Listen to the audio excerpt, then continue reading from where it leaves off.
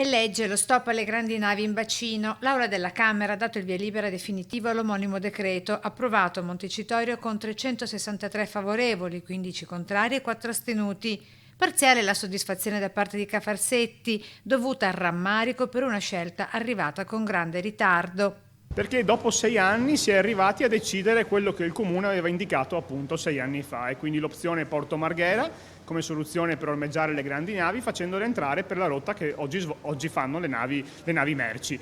Non è una novità, da 6 anni la proposta era sul tavolo di tutti i governi che si sono succeduti. Vero è che la stagione in corso è già stata compromessa. Abbiamo dovuto invece interrompere bruscamente la stagione crocieristica, molte persone non stanno lavorando grazie a questa scelta così improvvisa e immediata, quando si sarebbe tranquillamente potuto invece realizzare gli ormeggi e poi spostare gradualmente le navi. Ora si dia avvio ai cantieri, i cui tempi di lavorazione previsti non saranno però inferiori almeno ai 2 anni. La scelta è fatta, è la scelta comunque giusta di andare a Porto Marghera e di collocare lì le grandi navi. Dobbiamo fare in modo che i nuovi ormeggi siano pronti il prima possibile, che il commissario, che è il presidente del porto, svolga in maniera armoniosa il suo lavoro senza avere ostacoli da parte di alcuni ambienti ministeriali e quindi possa realizzare le opere, e dall'altra parte dobbiamo indennizzare i lavoratori per evitare che paghino loro il prezzo di 6 anni di ritardi della politica nazionale. È importante realizzare velocemente gli approdi e iniziare già a ragionare anche sul dopo. Una volta che abbiamo gli approdi a Porto Marghera, il tema Vittorio Emanuele non può più essere ignorato. Non spegniamo i riflettori sulla marittima,